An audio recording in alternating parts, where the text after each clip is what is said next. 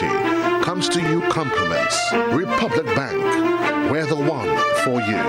Classic Lighting, Budget Marine Grenada, Spice Isle Imaging Center, Hubbard's, Grenada Paper Products, Quick and Easy, Royal, and Horizon Paper Towels.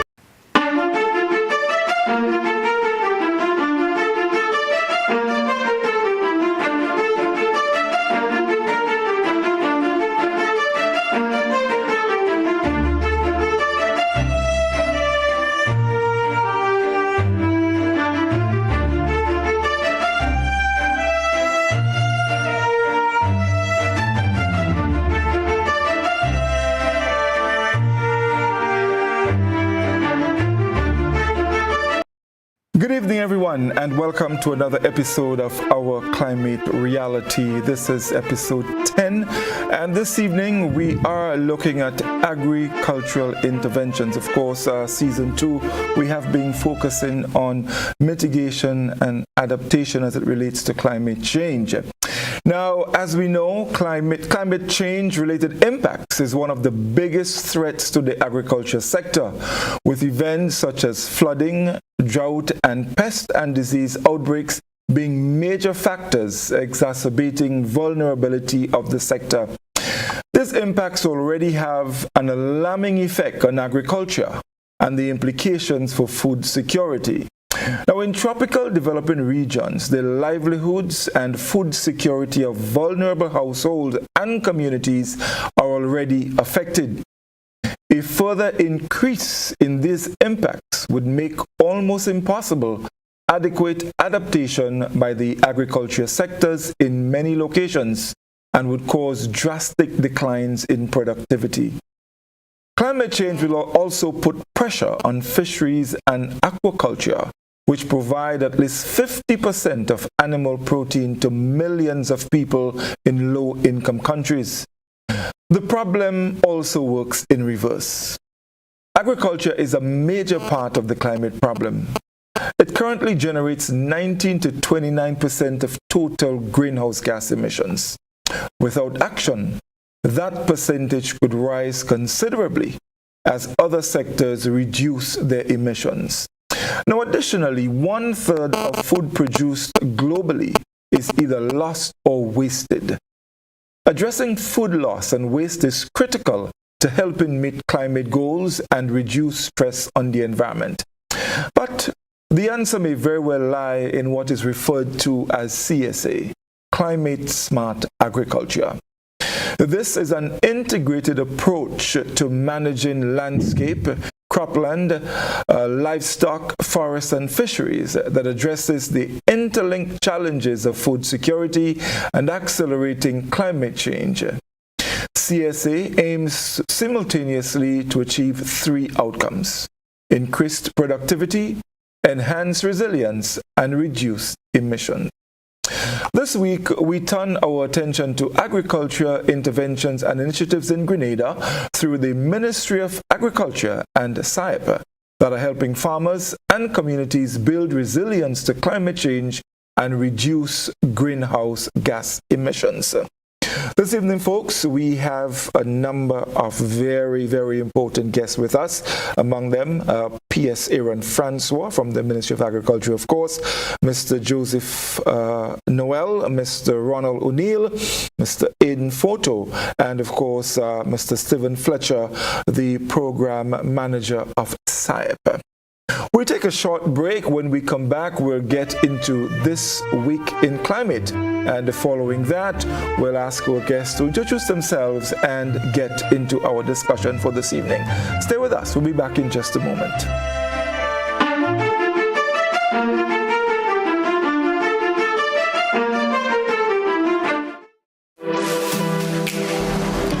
Here is a little known fact. There is only one place in Grenada that you can get an MRI scan done. That place is Spice Isle Imaging Center. Yes, Grenada, that's the truth. Other centers could offer you other scans, but Spice Isle Imaging provides an authentic MRI scan. We operate at Grenville and the Carnage. We provide the widest range of laboratory tests and services. CT scans, x-rays, mammograms, ultrasounds, and a host of other services. We are fully staffed by a team of family doctors and specialists. Call us today at 444-7679 or 440-1500 or visit any of our locations. Spicel Imaging, from seeing the doctor to getting lab tests, scans, and pharmacy services. We are here to take care of you. I'm a VIP. I'm a VIP. I am VIP. I am vaccinated. I am immunized. I am protected. Our children and nation depend on vaccination for immunization. Childhood vaccination is national priority. It is their protection from disease and sicknesses. Let's all be VIPs and safeguard our beautiful Grenada. I am DJ Blackstorm and I am a VIP health champion. Be a VIP like me. Let's all be VIP champions. A message from the Ministry of Health, Wellness and Religious Affairs, Be a VIP Childhood Vaccination and Immunization Campaign in collaboration with UNICEF and the Pan American Health Organization. As of October 2nd, 2023, the Hubbard's Rewards program will have some exciting new features to better serve you. Streamlined loyalty experience. That is, no more waiting for vouchers to be issued on a quarterly basis via traditional mail. Instant redemption. This means loyalty points earned can be redeemed immediately after purchase and applied towards your future cash purchases upon checking out. Check status. You can instantly review your reward points when checking out or on your printed receipt. Sign up today and start saving when you shop at any Hubbard's department, including the Food Fair and Grenadian General Insurance Company Limited. Please note that existing vouchers are still valid once not expired. Hubbard's, quality service, affordable prices. Make this Christmas happen for everyone this year with Republic Bank. The finest loans we have to spread the Christmas cheer. With Republic Bank, we can make your dreams come true. Like magic, it will appear. With Republic Bank, make this Christmas happen. With Republic Bank this year. Make your Christmas magical with 100% financing, no payment for 3 months, win cash prizes, and so much more. Republic Bank, we're the one for you.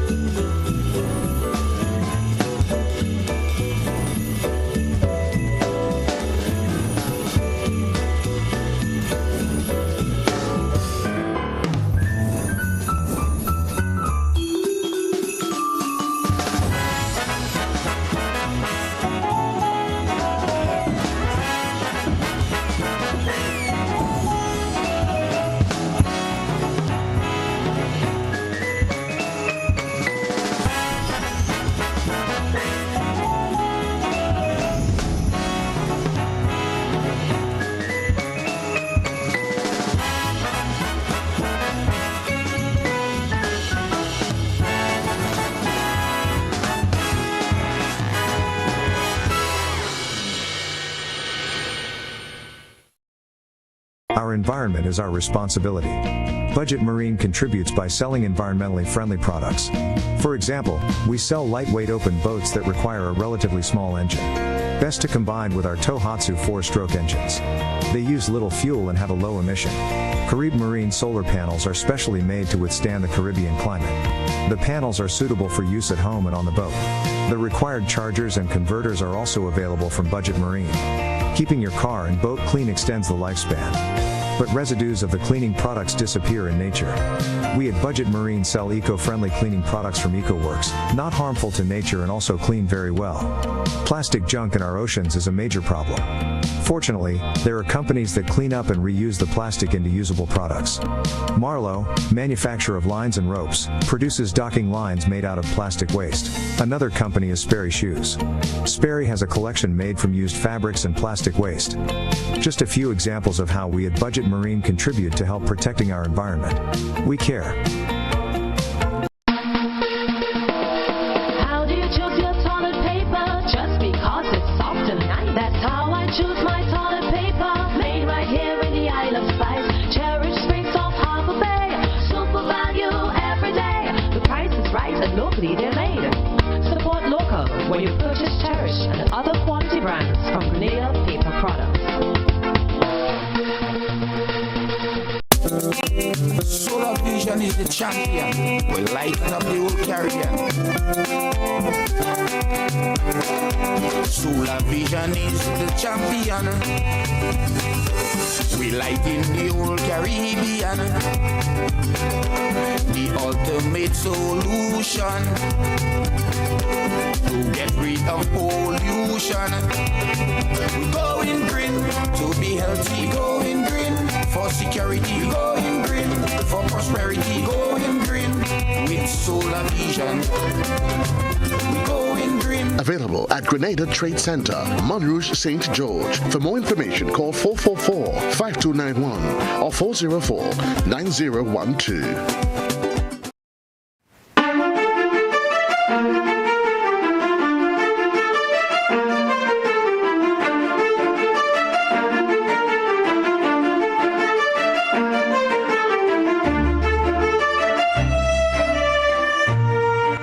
Welcome back, everyone. It's our Climate Reality, and this evening, as we said, we're looking at agricultural interventions. But before we get into that, This Week in Climate looks at climate change and the blue economy. So we go straight to that. When we come back, we introduce our guest.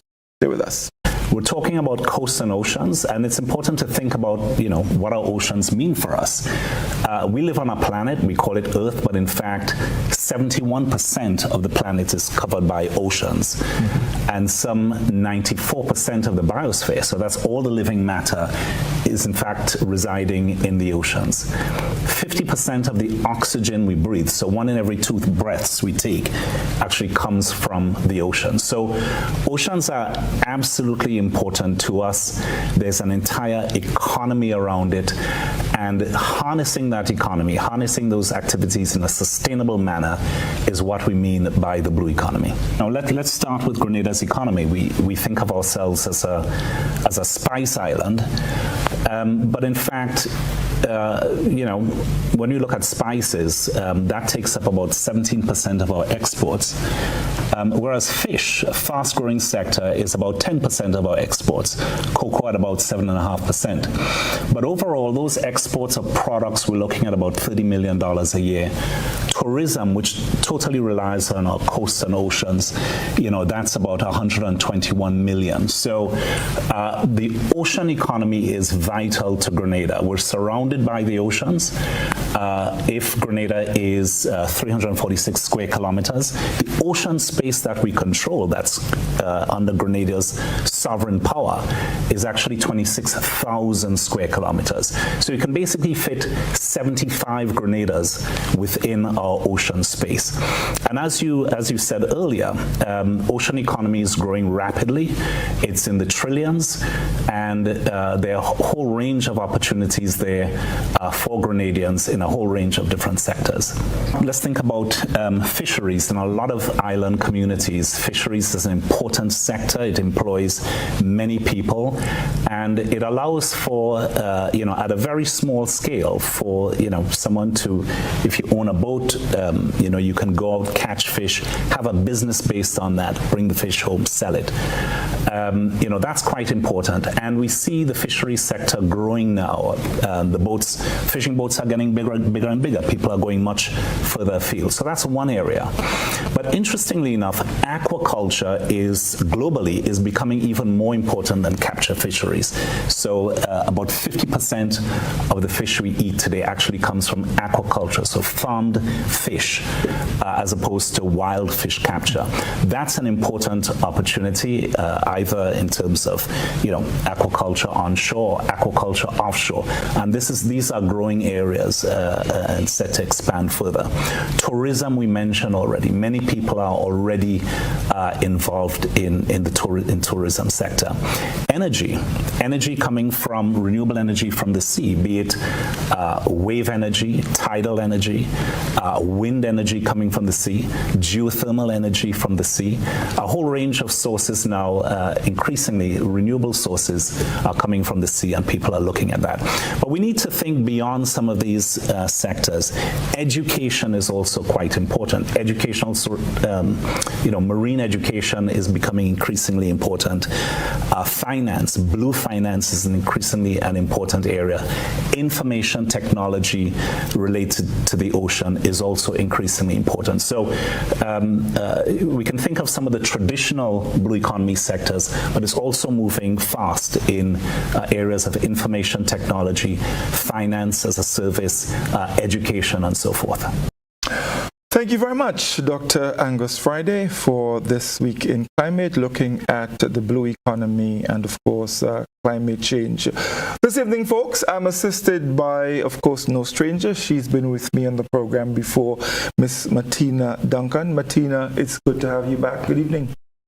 Good evening, Godfrey. Good evening to our listeners and viewers. It's really good to be back here again. As you know, this topic is very near and dear to me, so I'm really interested to hear, to participate in the discussion tonight. Yes, indeed. And I think we have some people, some panelists who do have quite a bit to share with us. And so at this point, we're going to ask them to just briefly introduce themselves. We have 3 people on the Zoom platform, and of course, together with Martina, 2 in studio. So we'll start with our in-studio guests, and of course, P.S. Francois, good evening, and it's a pleasure to have you at the program. Thank you, Godfrey, and to the listening audience. It's a pleasure to be here, and looking forward to the discussions. Yes, indeed. And of course, also in studio with us, Mr. Stephen Fletcher, the program manager of SIAP. Mr. Fletcher, good evening and welcome to our Climate Reality. Well, thank you very much, Godfrey, for inviting us to be here. And certainly to your viewers and listeners, wherever they might be, this evening I think it's a good opportunity for us to share and exchange about the work that the Rural Development Unit, of which I am program manager, is doing in response to the very significant changes that are occurring within our natural environment and how it affects the agricultural sector, particularly food security. Yes, indeed. Thank you very much. Let's go over now to our Zoom platform and welcome Mr. Joseph Noel. Mr. Noel, good evening. Good evening, Mr. Augustine. Thanks very much for having me on the program this evening. Good evening to my fellow panelists, and good evening to all the listeners and viewers. My name is Joseph Noel, Project Coordinator and Acting Chief Land Use Officer at the Ministry of Agriculture and Lands, Fisheries and Cooperatives. Thank you very much. Mr. Ronald O'Neill, good evening. Welcome. Good evening. Thank you very much, Godfrey, and good evening to the panel. Good evening to listeners and viewers. My name is Ronald O'Neill. As you said, I am an agronomist. I've worked several years in the Ministry of Agriculture and also worked in the seed business internationally. Came back to the Ministry of Agriculture and I've worked in spice research. Now I am sort of semi-retired, but still active in agriculture. Thank you very much, and we're looking forward to hearing from you. Also with us, Mr. Aiden Photo. Mr. Photo, good evening and welcome to the program. Good evening, Mr. Godfrey, and also good evening to the fellow panelists and to the listening public. I'm very appreciative of this opportunity to be here. Thank you. Right, thank you very much. So folks, we're going to get into a discussion, and we'll start first with the PS, of course, Permanent Secretary Aaron Francois. PS Francois, according to a gentleman, when it comes to climate change, agriculture is a friend and agriculture is also a foe. How is the government taking action to deal with climate change in the agriculture sector at the policy level?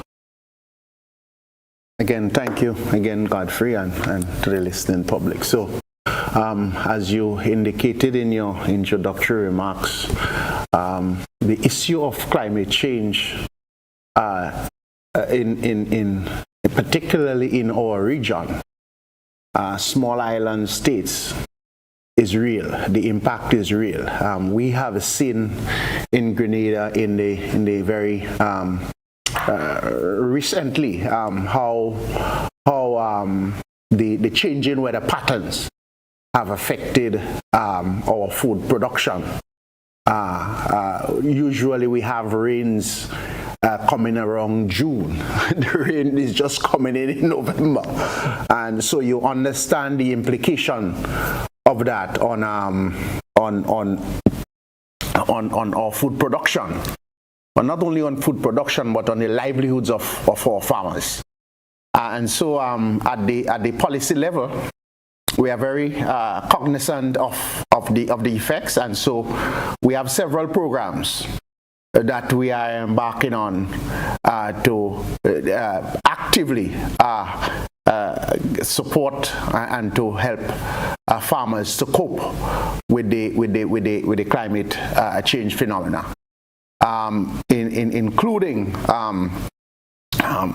first of all, the direct engagement of farmers. You cannot want to address the issue of climate change on the agricultural sector without engaging the players directly. And so we have been engaging our farmers at the level of training, helping them to understand what is happening, the phenomena, the climate change phenomena, and also sharing with them the issue of climate smart agricultural practices, the technologies, the tools that can be used, and how they themselves need to make the adjustment in their practices in terms of agriculture. We have been engaging several international agencies in terms of support, because obviously the issue of climate change is a big one, and we cannot address it by ourselves. And so we, at the level of policy, we are engaging international donors to continue to support initiatives in the agricultural sector to help combat climate change. As you know, Godfrey, the issue of climate change for us, particularly in agriculture, speak to the issue of rising temperatures, the issue of changing weather patterns. We also have, and sometimes we don't recognize it too much, but because we are a small island and a very coastal island, the issue of sea level rise and seawater intrusion. So you have a lot of people that are farming close to the coast, and so seawater intrusion as the sea level rise is affecting agricultural lands, and so making it more difficult for farmers that are farming in those areas. So that is at the level of policy. We are looking to see how we manage those and help farmers cope with those changes. Right. Martina, you've been listening to PS Francois intently there. Anything you want to ask him? Yes, I would like to ask PS, in terms of the national dialogue around climate change in the NDCs and the NAP. I know, for instance, the NAP is being updated currently. How is the agriculture sector being featured in those aspects? Oh yeah, well, we are very actively involved in the NAP, and I think Joseph can speak more actively on the issue, as Joseph is our UNCCD focal point, and but we are very actively involved in the NAP. Okay, wonderful. Well, let's bring in Mr. O'Neill. Mr. O'Neill, what climate change impacts has the ministry observed on our agricultural sector? And maybe you can also, in that, address the issue that Martina posed to PS. Thank you, Godfrey. As PS had mentioned, some of the climate change impacts that we have observed, like rising temperatures. We saw around the period of August, September, we experienced temperatures that we had never experienced before here in Grenada, and also it has been reported internationally that this year and also last year were highest temperatures recorded. So these temperatures, they affect crop production.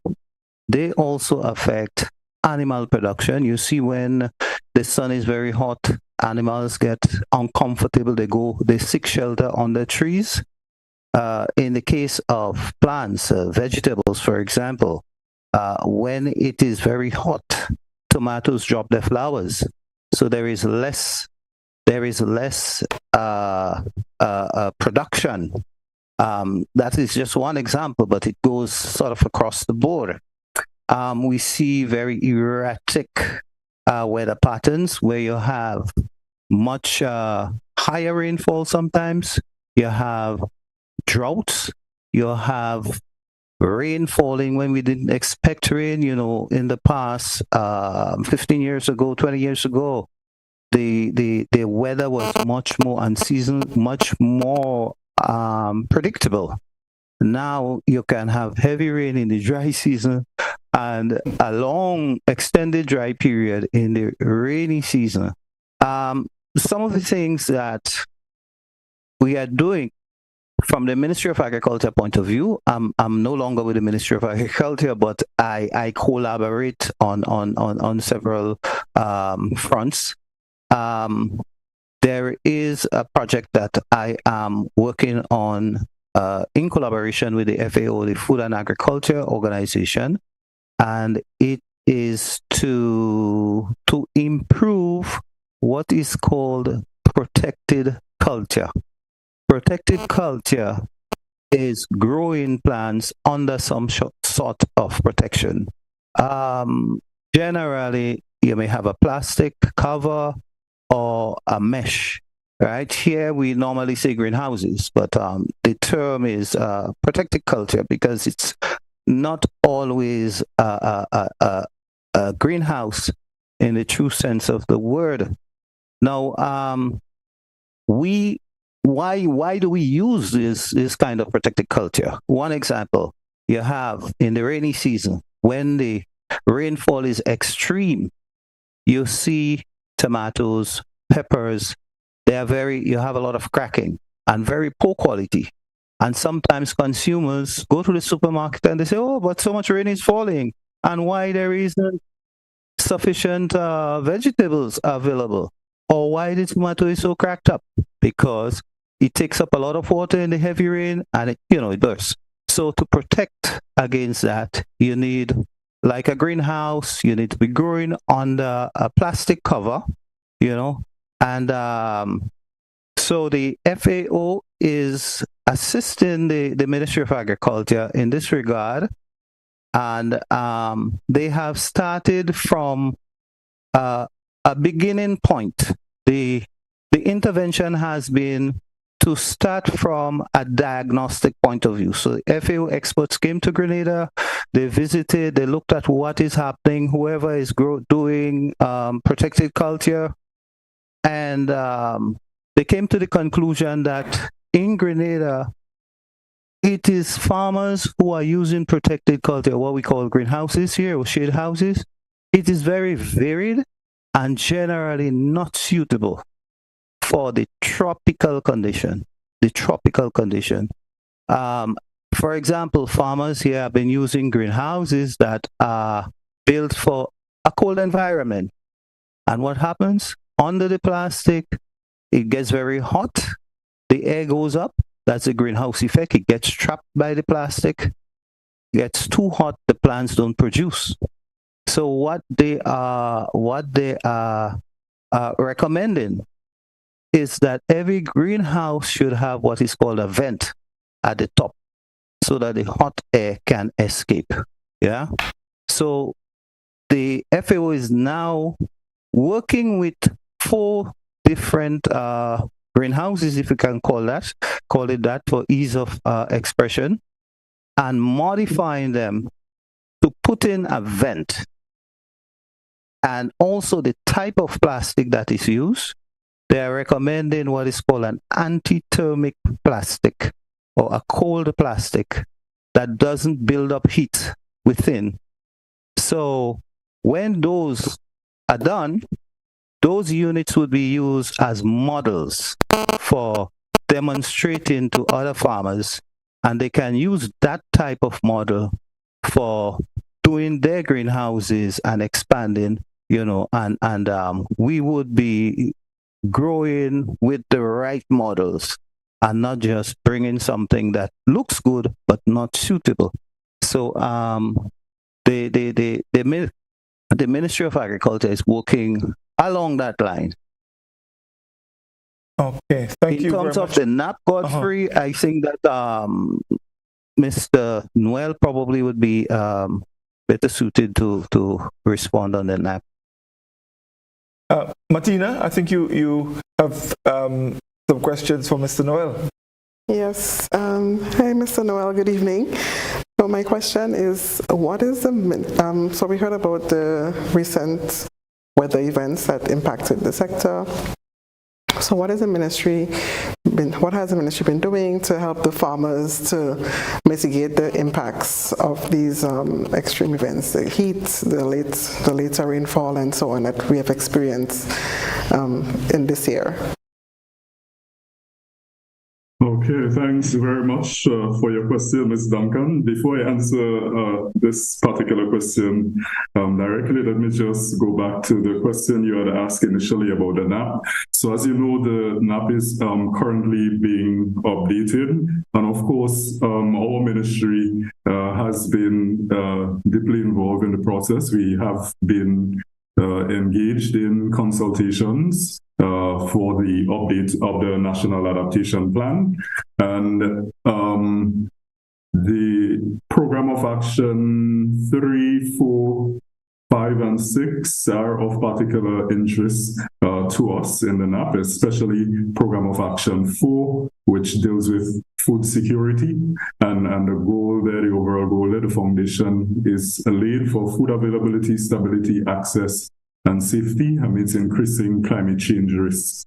So yes, our ministry has been deeply engaged in the update of the NAP, and it is of key importance to us.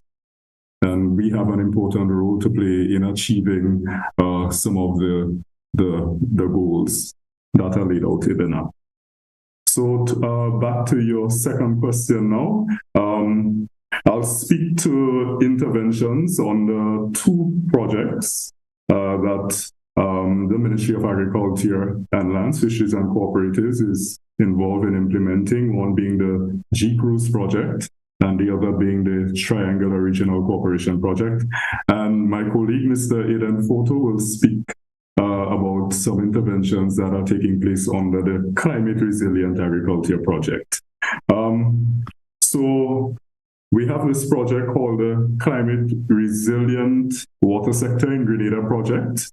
known as the G-Cruise project for short. It is a 45 million euro project. That's approximately 135 million EC dollars.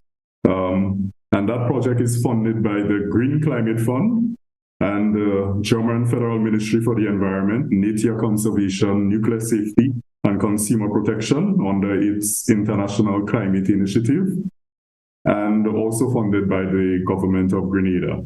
Now, this project, it's a major project consisting of 5 components, and I just want to zoom in on a particular initiative under component 2 of the G-Cruise project, and that initiative is called the Challenge Fund for Agriculture. Now, over the past several years, the ministry has been, receiving a number of requests each year for irrigation support from farmers. So, the land use division in particular, we provide support.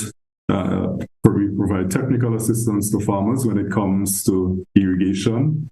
So we provide, for example, free designs to them for their irrigation systems. And over the past several years, each year we're receiving about 80 requests per year from farmers for technical support with regards to irrigation. So under the Challenge Fund for Agriculture, under the G-Cruise project, assistance is being provided to farmers with regards to equipment and so with regards to irrigation designs and equipment and so on for irrigation. And what we're promoting is water efficient irrigation systems. So that is drip irrigation or micro sprinkler irrigation systems. Also under the Challenge Fund for Agriculture, assistance is being provided to farmers to obtain shade houses and also to set up a rainwater harvesting system. So the farmers can link the rainwater harvesting systems with the irrigation systems as well. So we had, between 2021 and 2022, we had the call for applications open, and we received around 250 applications. And I just want to mention that the main implementing agency for the Challenge Fund for Agriculture is the Grenada Development Bank.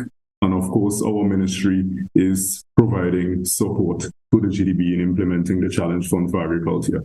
So we received approximately 250 applications, as I said.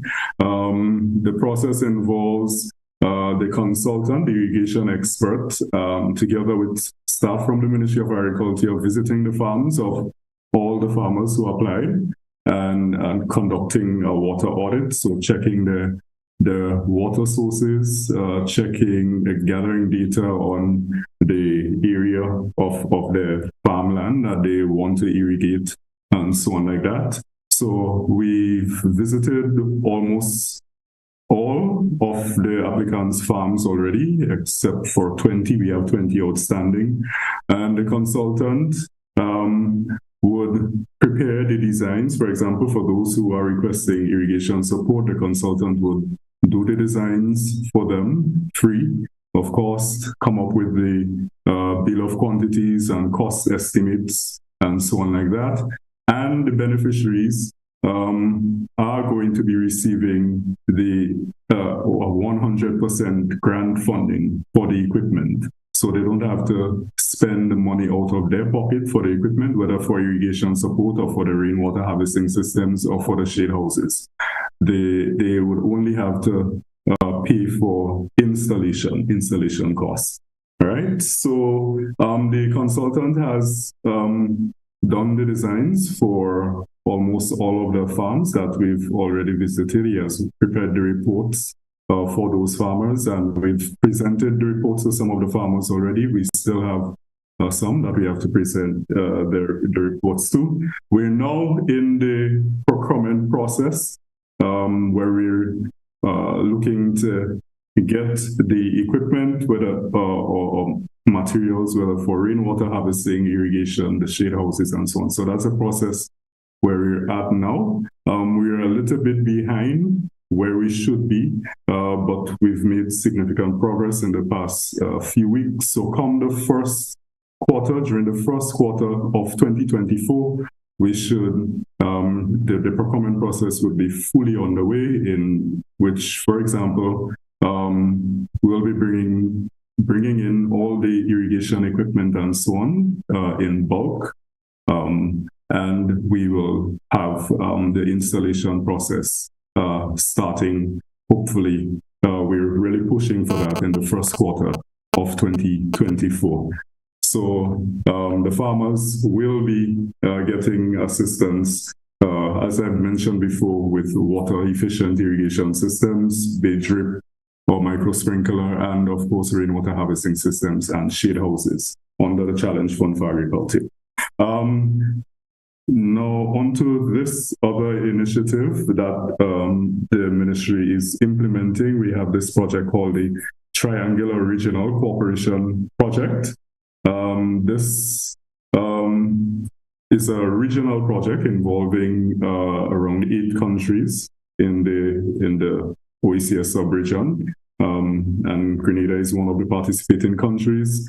And this project is funded by GIZ, the German International Development Cooperation Agency. And we also have INTA from Argentina, the National Institute of Agricultural Technology of Argentina, involved in this project as well. Under the Triangular Regional Cooperation Project, Grenada has received 8,000 euros, that's approximately 24,000 EC dollars. And we're using this money to assist the TAMCC Maribo campus, otherwise known as the Department of Agriculture and Food Science of TAMCC. So we're going to be installing a rainwater harvesting system there. And also on 2 plots, we're going to be setting up water-efficient irrigation systems there as well. On 1 plot, we'll be setting up a drip irrigation system, and on the other, micro sprinkler irrigation system. As you know, the TAMCC Maribo campus, the Maribo Farm School, they have approximately 3 acres of lands that they farm on, and they do both crop and livestock production, and the produce. And so from the agricultural endeavors, they sell to members of the community, they sell to butchers, they sell to farmers in the area, they also sell to business places and so on. So there are quite a number of beneficiaries there. So we're looking to provide assistance to them to help meet the water challenges that they face during the dry season. So under this project, as I've mentioned, we're going to be setting up a rainwater harvesting system and linking that with a drip and micro sprinkler irrigation system. So the procurement process is on the way, and installation will take place during the first quarter of 2024.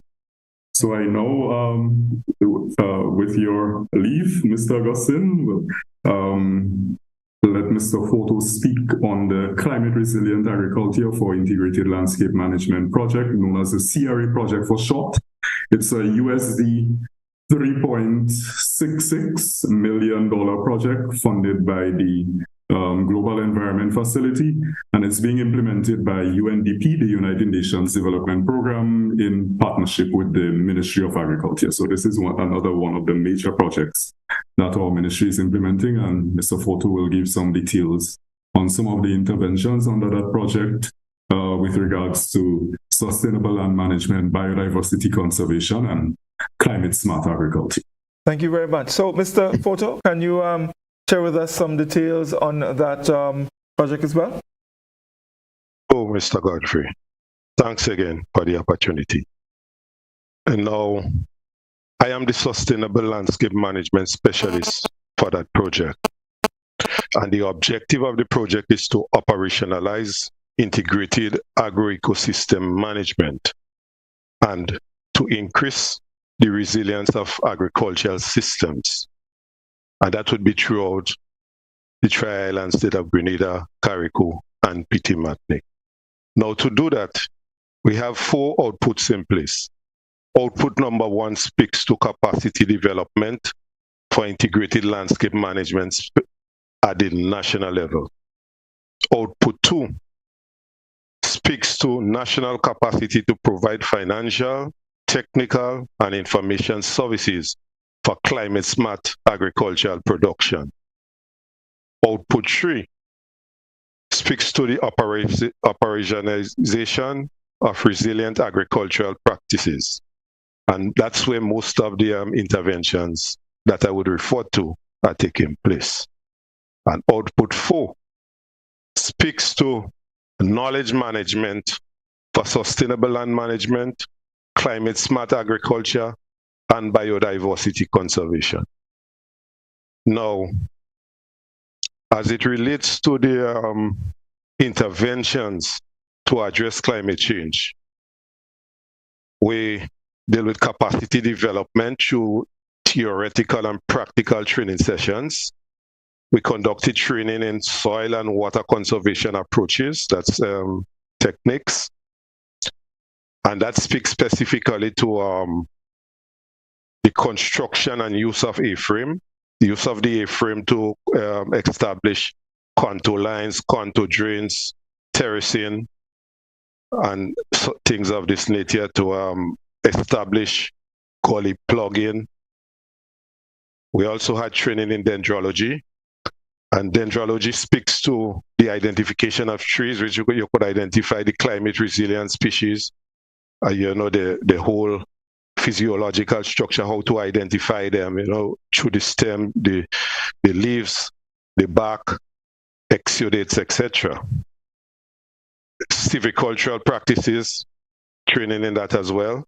And silvicultural practices seeks to how you could manipulate the forest ecosystem and other land use systems through the establishment, the harvesting, and general maintenance, you know, thinning, pruning, all the different practices that would enhance agricultural, the production and use of it. So through the silvicultural practices, you could establish it and manipulate the forest in such a way, or the plantation, whatever it is, agriculture or forestry or agroforestry, in such a way that it can be more resilient to climate, the impacts of climate. Also had training in forest mensuration, and that deals with the calculation of logs and, you know, estimates, which the establishment of sample plots, which could contribute significantly towards managing the forest to make it more resilient. We had log pricing in Carriacou, training in log pricing, and best practices for planting yams and so under dry conditions. As you know, Carriacou and Pitimatic is relatively much more dry than the conditions we have in Grenada, except for some areas in the south of the island. Now, we supported livestock farmers in Carriacou through cleaning the ponds. As you know, the rain in Carriacou is very, very reduced when compared to Grenada.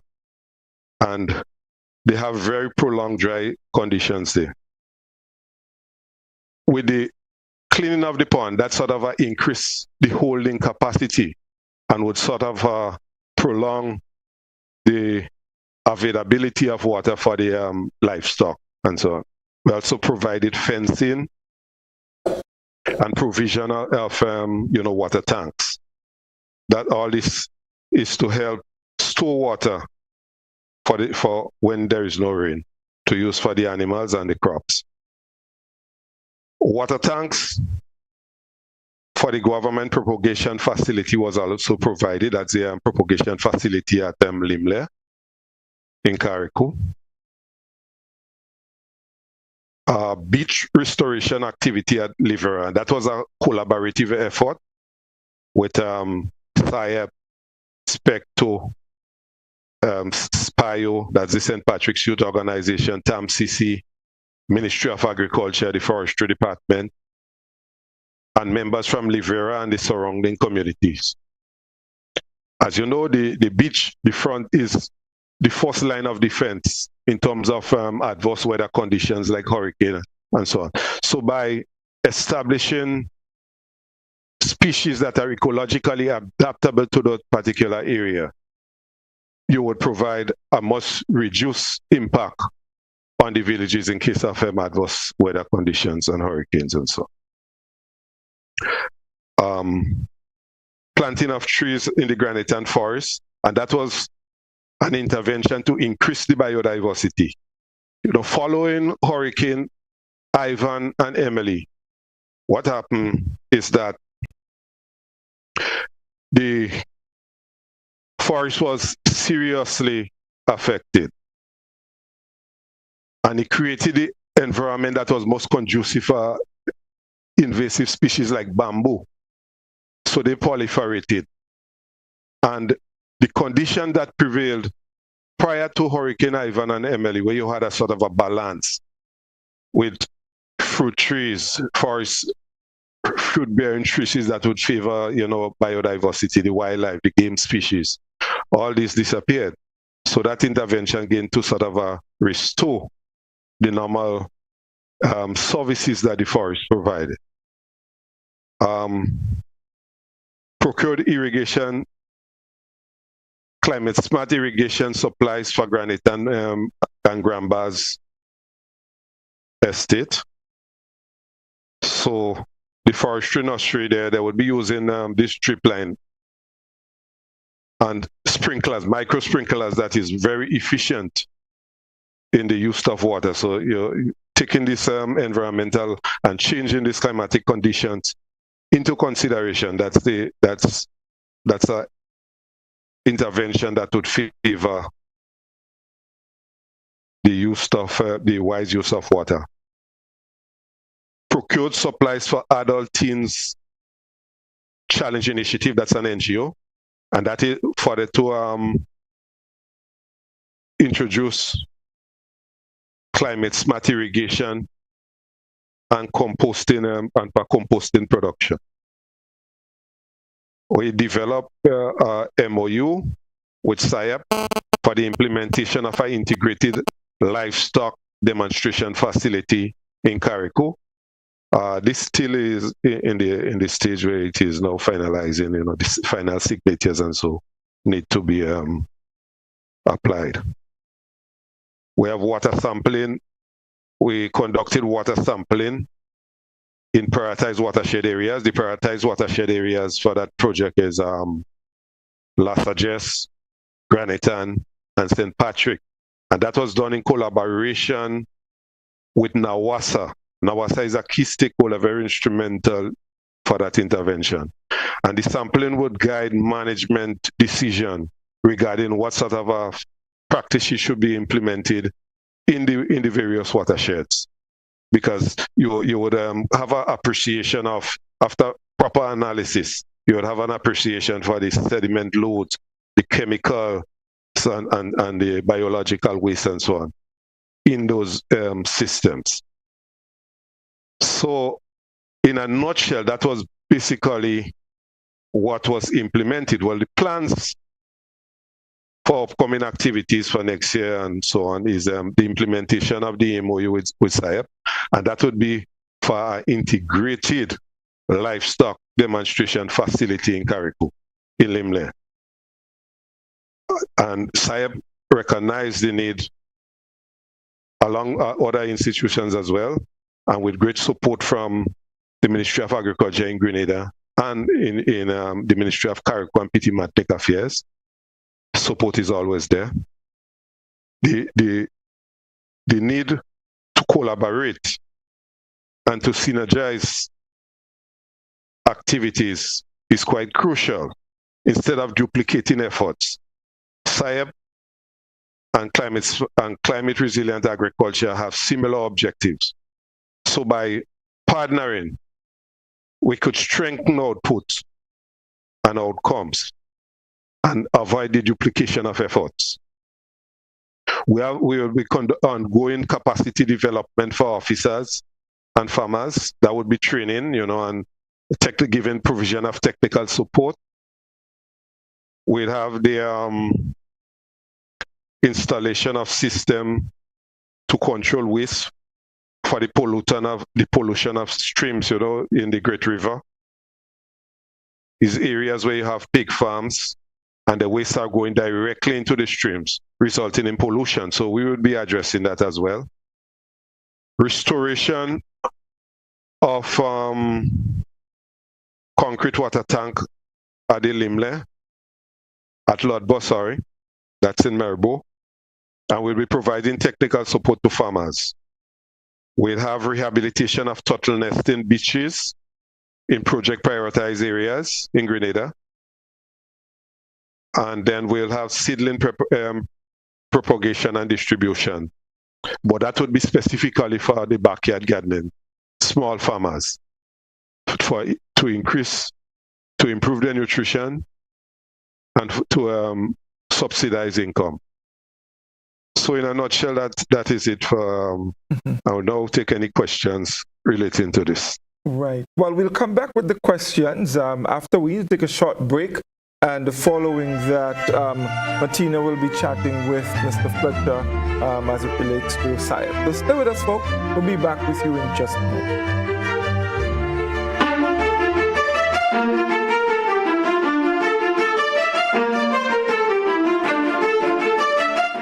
Hubbard's is once again innovating the way you shop with its new online store, providing 24-hour shopping convenience. You can shop now for appliances, hardware, houseware, building material, and more. Free delivery island-wide.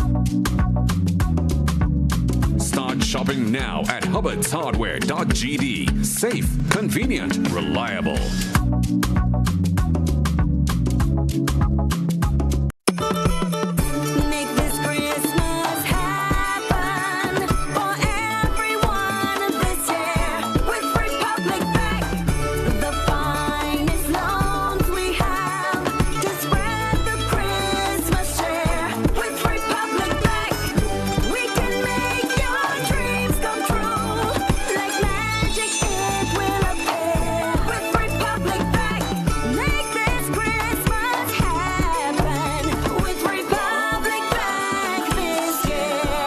Christmas magical with 100% financing, no payment for 3 months, win cash prizes, and so much more. Republic Bank, we're the one for you. How do you choose your toilet paper? Just because it's soft and light. That's how I choose my toilet paper. Made right here in the Isle of Spice. Cherish Springs off Harbor Bay. Super value every day. The price is right and locally they're made. Support local when you purchase Cherish and other quality brands from Grenada Paper Products. Solar Vision is the champion. We lighten up the old Caribbean. Solar Vision is the champion. We lighten the old Caribbean. The ultimate solution to get rid of pollution. We going green to be healthy, going green for security, going green for prosperity, going green with Solar Vision. We going green. Available at Grenada Trade Center, Montrouge, St. George. For more information, call 444-5291 or 404-9012.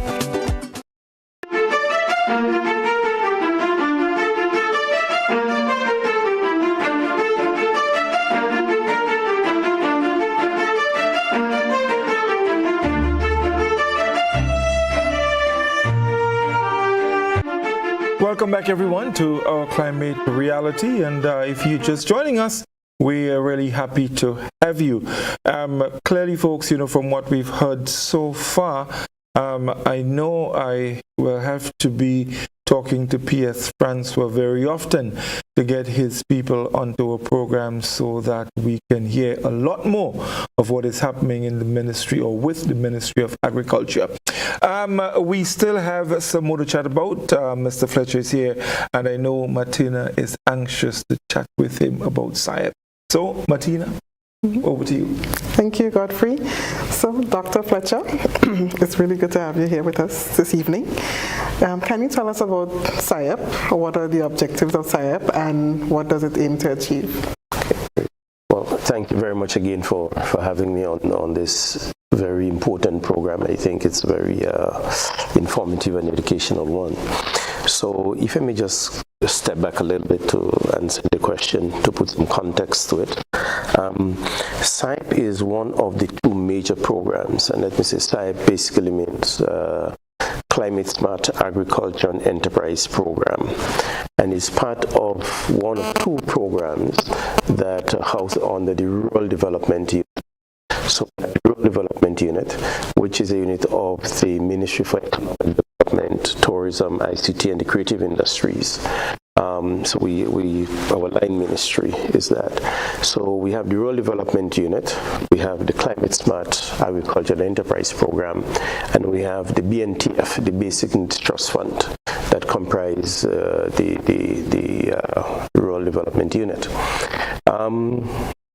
Specific to the Climate Smart and to the topic of discussion this evening, SIAP is really an integrated program, a very integrative program that seeks to address the challenges posed by the climate changes that are occurring within our natural environment, the climate change that impact on agriculture, while at the same time providing for the business aspect, the skills training aspect, and the livelihoods aspect.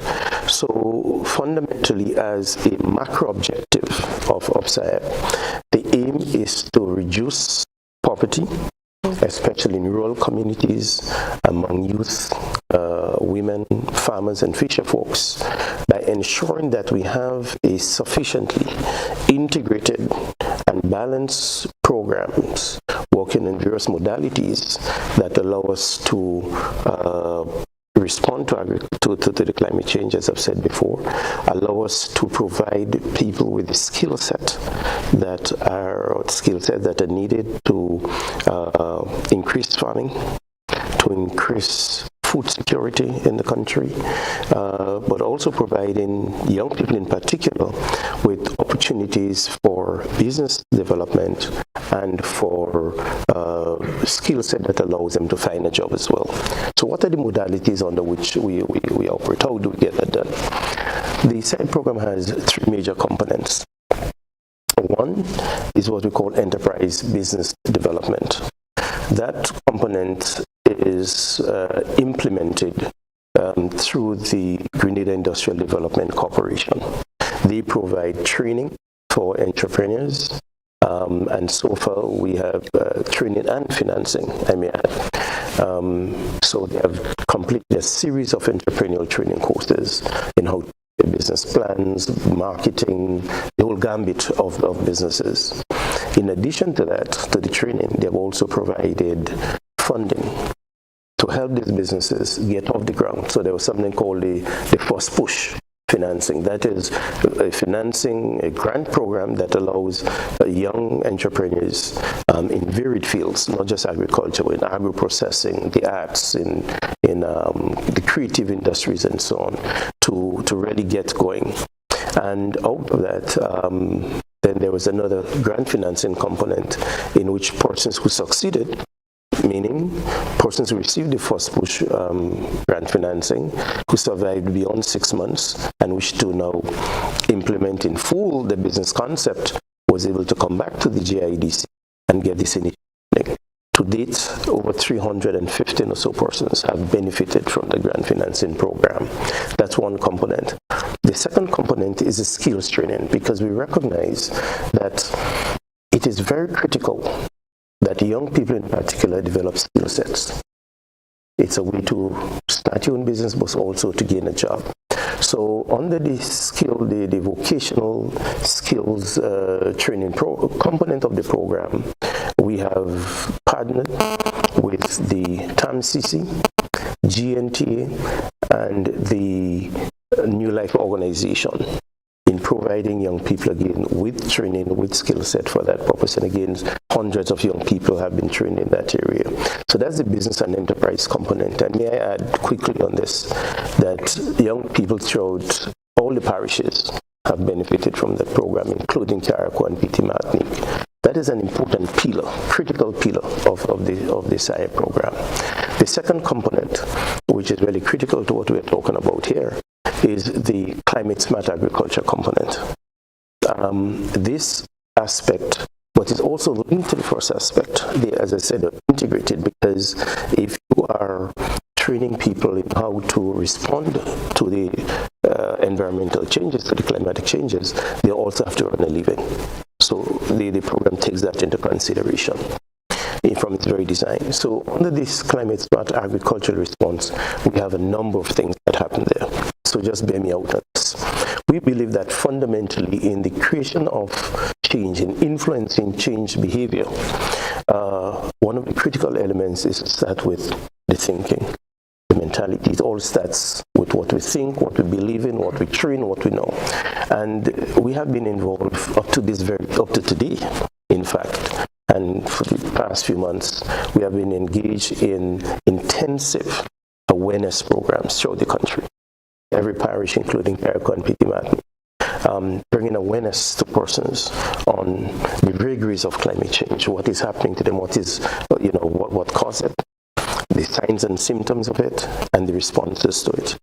In fact, only a few nights ago, I was in the thick of one of the agricultural villages in this country, which is Clogy, where we ran an intensive 2-hour program for the farmers there on the impact of climate change and on agriculture, but more importantly, how to respond to it, how to adapt to that program. And I must say the staff of the Rural Development Unit has been very much engaged and enthused and motivated in going out there and provide those services. So the climate response, climate smart agriculture component is really critical. So we do awareness. The second thing that we engage in is providing grant financing for businesses to acquire the necessary infrastructure that is needed. Earlier on, I think Brother O'Neill, panel member O'Neill spoke, and I think it was one or two of the other colleagues spoke about the shade houses, for example, and water harvesting. Well, we have been engaged significantly in investing in those areas. In fact, for 2023, we have spent a significant amount of money overall. I think the project overall, not just for this, has spent over probably $4 million. In various, of course, management, but also in delivering infrastructure support to farmers in the area of water harvesting. So in the area of water harvesting, for example, we have financed a significant number of the water tanks and the necessary fittings that go with it to deliver, to first harvest the water, and then to have it distributed to farms. That has been a major part of our work, and we have been working tirelessly in really getting that done. The procurement unit at the RDU, the accounts department, and so has been really intense in getting this off and getting it done. So we have been providing the education to change mindsets. We have been delivering the infrastructural support that is needed. We have been providing the grant funding aspect. So we have been very much engaged in this process, and we are intensifying the effort. Now the project comes to an end in March, but we are really ramping up to see how much we can deliver, because we are concerned about impact.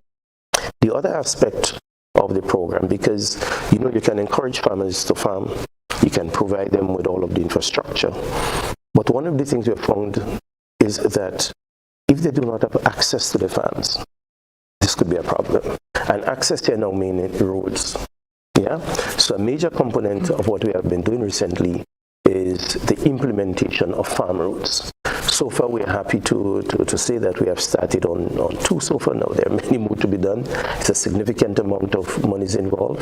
Allow me to say here that the SIA program is operating on a $11.9 million funding, US dollars, with IFAD, International Fund for Agricultural Development, providing significant, I think it's $6.9 million. The Caribbean Development Bank producing providing rather 2-point-something million. The government of Grenada also providing over $2 million in that respect. So we have been involved as well in the road. The 2 farm roads that we have going at the moment is the Granton Road project, and this one is pretty much advanced. Despite the weather condition, the contractor there has done a significant amount of work. And may I say this, that the experience we have had on the Granton Road vis-a-vis the climatic conditions in June, July, August, September is indicative of what we are faced with in agriculture, because the roads, of course, with the heavy rains, it has really stemmed the pace at which the contractors are working. Much more could have been achieved, despite the fact, by the way, that they're ahead of schedule. So that road is significant in getting farmers to the land with ease and getting the produce out of the land. The other road that we are currently working on is the Cloget Road in an area called Pleasance in Cloget. Again, a very rich agricultural area, rich both in the tree crops like the nutmegs and cocoa, but also rich in terms of short crops, lettuce, peppers, and so forth. And this is where you see farmers really dedicated to the craft, really dedicated to producing food to feed the Grenadian people, to help us to move up the value chain, which I hope that next year PS Francois will be able to see a significant push in the area of agro-processing, because at the base level, here is SIAP that is encouraging the primary production of food. But we need to take it to the other level, because when we expanded the base of the raw material, we then must be able to take that raw material from a food security point of view, process it and store it. And this is something that we have to address, as certainly as all the departments within the Ministry of Agriculture. So the road component is a very, very critical component of what SIAP does. And we'll continue to do. We are doing 2 roads now, but we have something as 9 roads that we hope to accomplish next year in all parishes throughout Grenada, including Carriacou.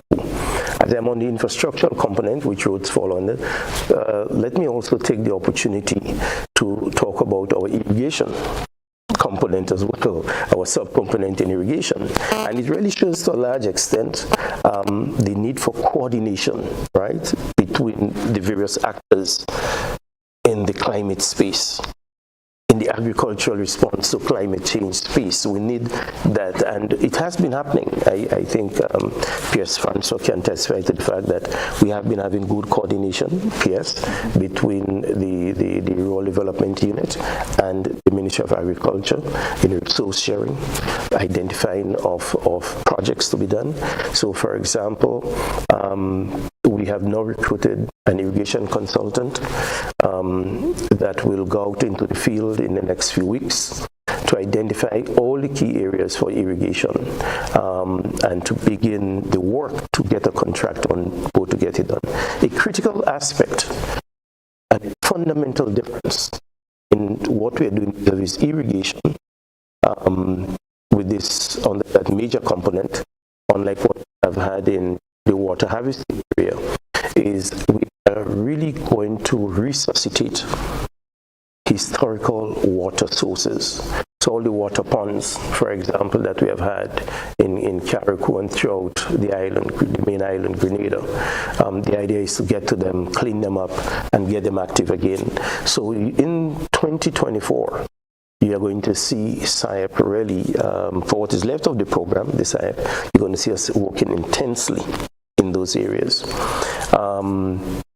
So I did indicate that the SIAP component of the project comes to an end in March, and you may ask what next. There is a plan. There is a plan. So let me answer it while I have the microphone. We are working on designing the successor to SIAP.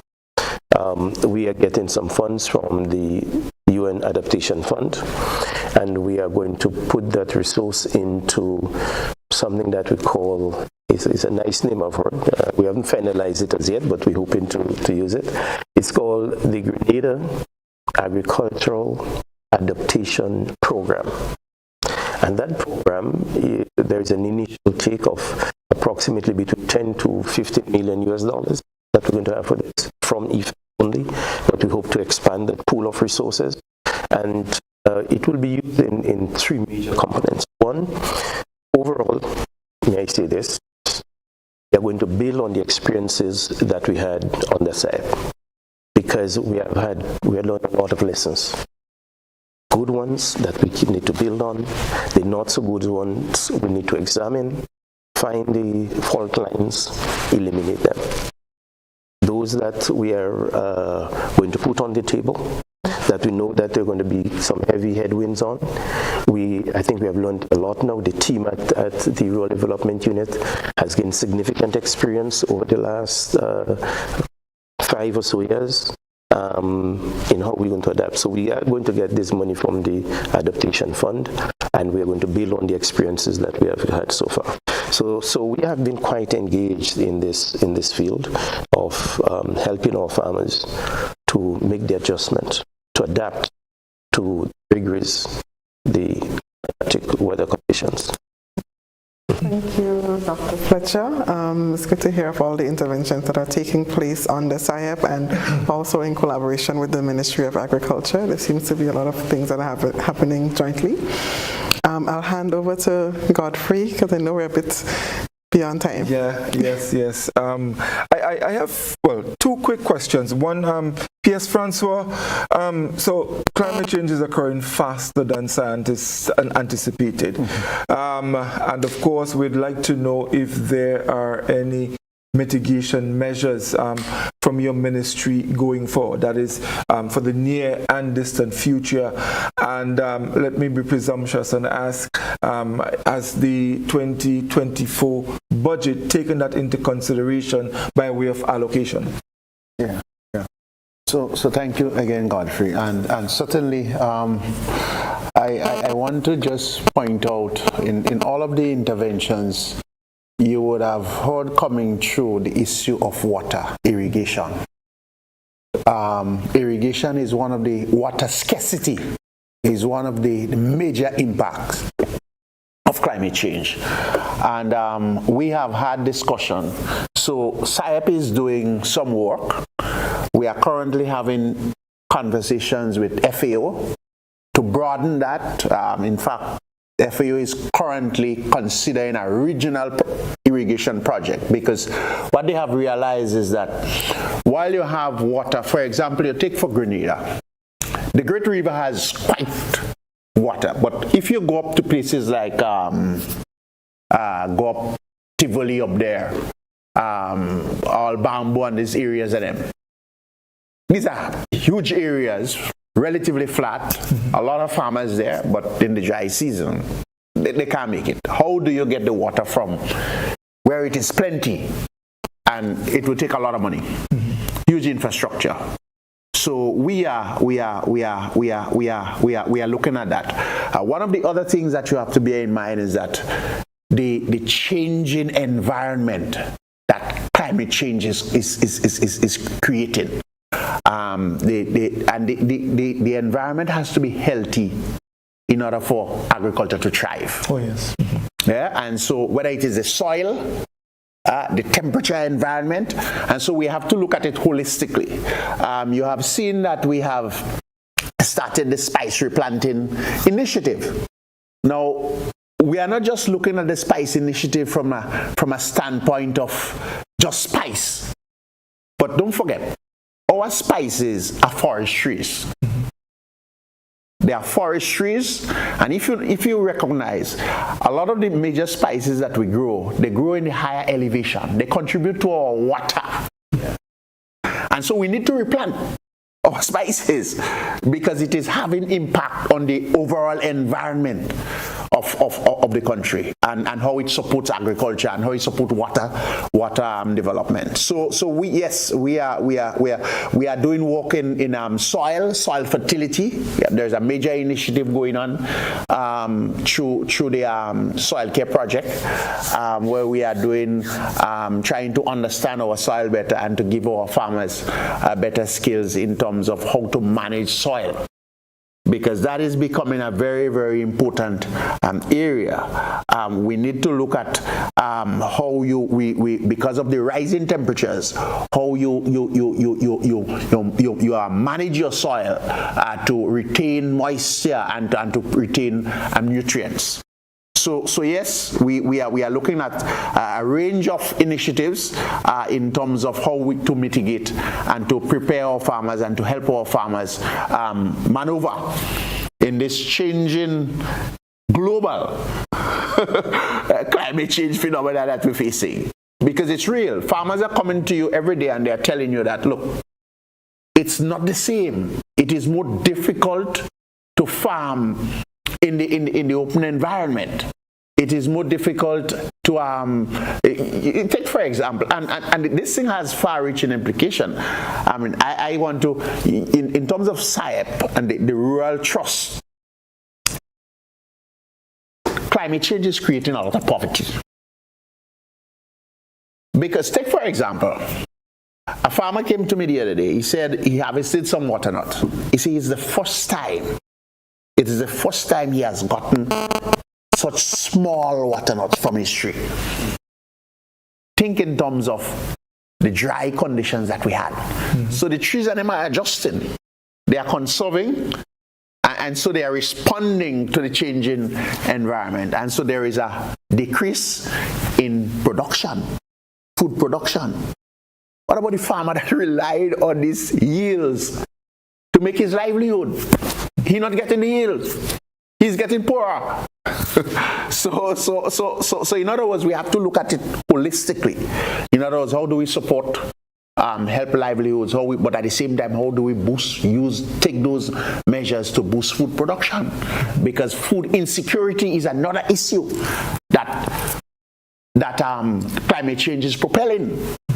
And so we have to look at, I mean, around now, Godfrey, the amount of food that we would have on the market, thinking of rain start in June, rain just start in November. Well, I mean, a very, very obvious one. I mean, we're into December, no green peas yet. Exactly. Yes. So it's impacting. It's impacting us, and we have to take every effort that we can in terms of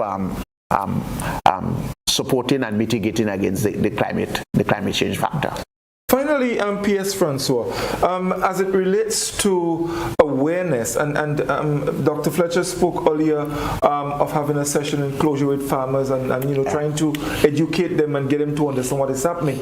Are we doing enough from the ministry's level in terms of sensitizing our people, our farmers in this case, about the issue of climate change, how serious it is and how much they can be impacted?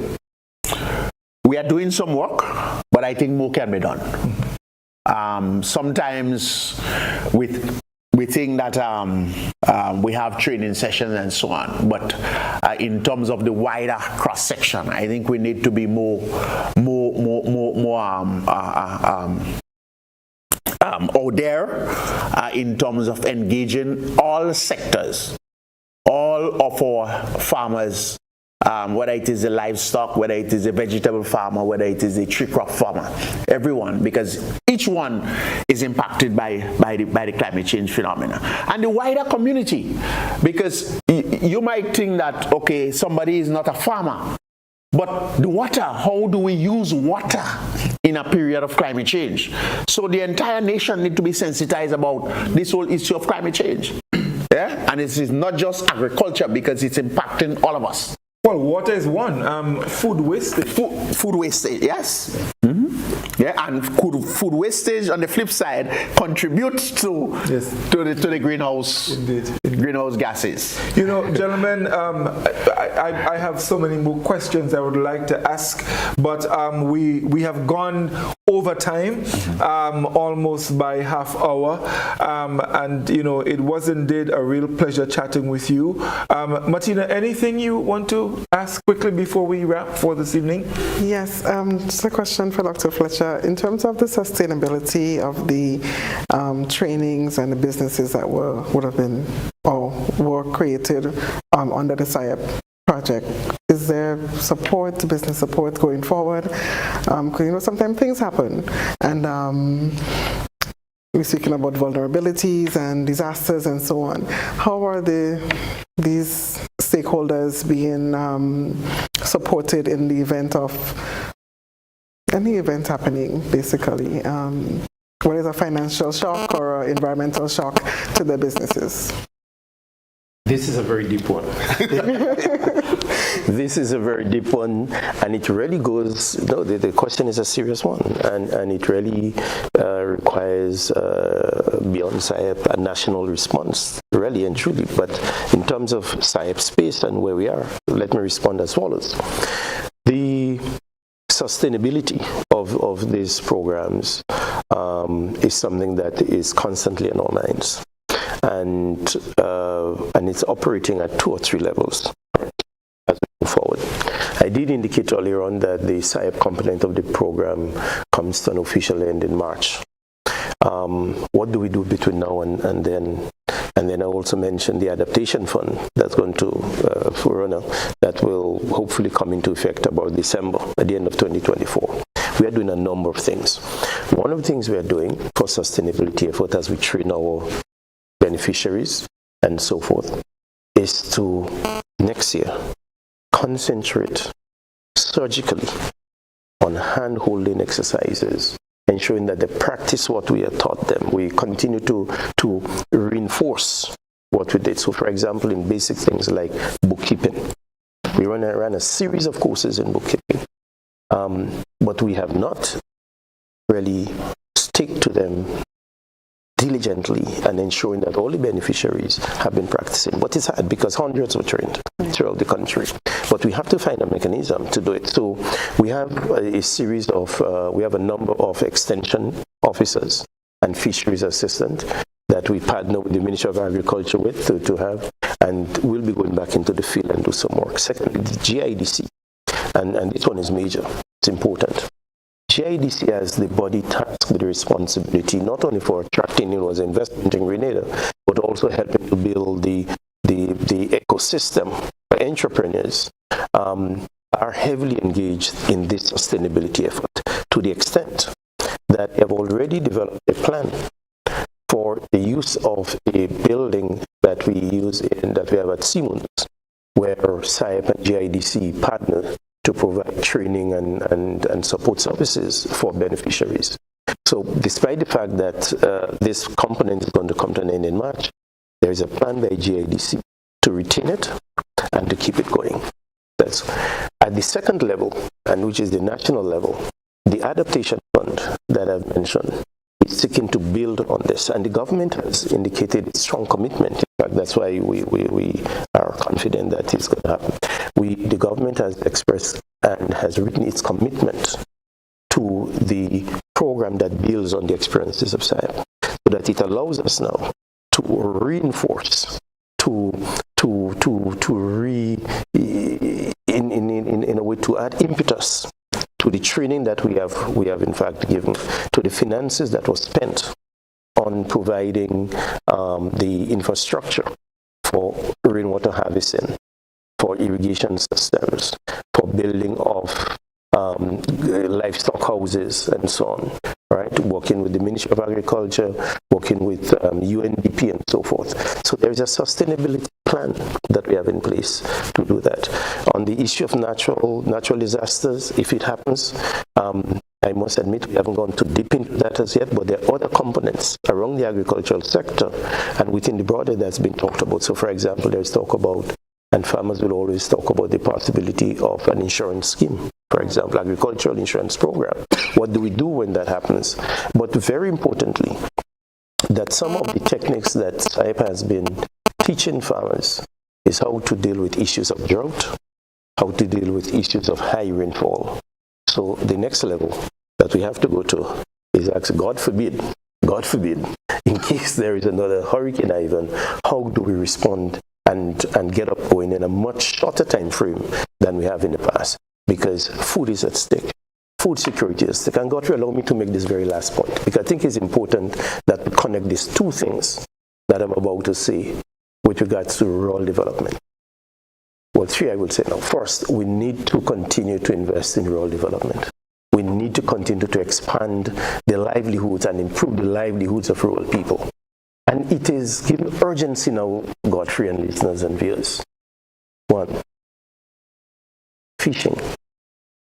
Despite the increasing stock of fish and the value of fishing in Grenada, the fishermen are telling you they now have to go further and further at sea to catch the same fish. Risk is involved, lively risk. But it also tells us something about our fishing stock that is affected by the warming of the waters, the sea levels. So we have that problem, right? The other issue that confronts us is on the agricultural front, food production. The PS spoke about, and I've seen it when I go out into the fields on a regular basis to visit farmers and so. You see what's happening to the plants on the ground. You go to places like Chambord and so on, where they would produce significant amount of peas. You talked about green peas and dry peas and sorrel and so on. This is the heartland of these crops. But what's been happening there? Drought conditions have been affecting them. And despite the attempt to bring water in, you have a difficulty. And associated with that difficulty is Godfrey and PS, is a question that we have to address. Whether, in fact, the pipe-borne water that is used for irrigation purposes is the best water for that purpose. Even the current use of the large black water tanks versus capturing the natural rainwater and using for it. And the capturing of the rainwater, the vagaries again, is something that we have to look at. So challenges on the land front, challenges on the sea front, the blue economy. Where is that? And therefore it calls for us really, and it calls for policymakers in the policy space to really intensify effort at collaboration, at coordination of serious thinking and deliberation as to how Grenada, as a small island state, could really come together and face those challenges for the future of Grenada, Carriacou, Petite Martinique, and its citizens. Thank you, Dr. Fletcher. Let me just take this opportunity, PS, to ask your permission to have some of your officers come to our Simply Agriculture program that's on Tuesday at 6 to continue discussions like this, because I think it's very important. The amount of information that came out here tonight, we don't have enough time. So I would like to have them on. But gentlemen, it was indeed a pleasure having you on the program this evening and to share with us interventions as it relates to agriculture. We don't have time to give for any closing remarks, so I would just say, folks, thank you very much for staying with us. Thank you, P.S. Francois. Thank you, Dr. Fletcher, Mr. O'Neill, Mr. Joseph, and Mr. Foto. Thank you very much, Martina. Thank you so very much. It was indeed a pleasure. Thank you all, and you can join us next Wednesday for another edition of Our Climate Reality. Do have a good night. Our Climate Reality comes to you compliments Republic Bank, we're the one for you. Classic Lighting, Budget Marine Grenada, Spice Isle Imaging Center, Habats, Grenada Paper Products, Quick and Easy, Royal, and Horizon Paper Towels.